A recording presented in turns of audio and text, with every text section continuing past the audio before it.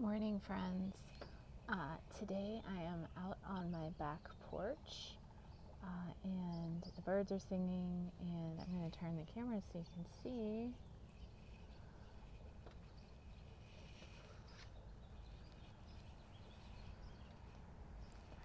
My daffodils are blooming and my lilac bush is leafing out, even though my kid insists on ripping the leaves off, even though I've told him not to about a million times. But I really love my backyard.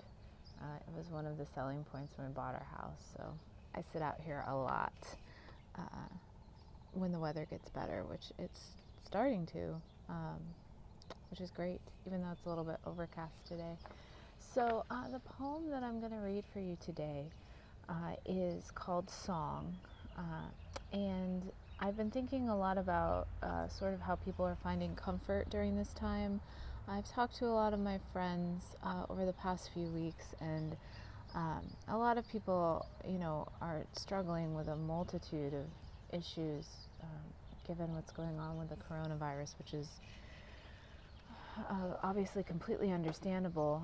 And I think that it's important to kind of try and find your comfort where you can. And for me, being outdoors and just simple things, it probably sounds trite, but the birds coming back and hearing the bird song in the morning. I like to keep the windows open at my house, and so this morning I woke up and I could hear the birds, and again, it might sound kind of silly, but it really helps. I guess it's an idea of keeping yourself grounded, I suppose. And it reminded me of this poem that I wrote when I was living in Texas, which was another time where I was feeling somewhat isolated. I moved there for graduate school, and Texas is a completely different landscape geographically and demographically, I suppose, than any other place that I've ever lived then and since. And so the first year that I was there, I was pretty lonely. And looking back on the poems that I wrote for my master's thesis while I was there, you can feel it. I definitely was very lonely. And so I think that there's that idea of loneliness and sort of isolation is something that a lot of people are grappling with now. And so for me, when I was at school feeling this way, I would get out and move and I would walk. And campus had these big trees, big old trees, and they were always filled with birds. And so whenever I would walk underneath these big trees, and the birds would sort of take flight and come back, and that was sort of what inspired this poem. So this is my poem today that is called Song. A flock rose, scrawling a message across faded blue in quivering black.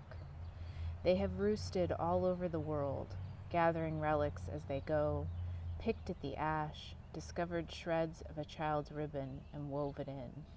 They forage through graveyards and battlefields, offering feathers and eggshells for the unknown, singing of bodies gathered, graves dug, and flowers lain to rest. Flight lifts them over water, finally landing on window ledges, high above miles of concrete. Peering over the edge, they watch children's hands held fast by men in khakis or women with bright scarves wound through their hair. These bodies blend into a muddled collage. Voices rise beyond the tall buildings, echoing among the songbirds, gliding through the darkened sky. And on this night, they have come to this tree to doze and dream of stars and tides, of song.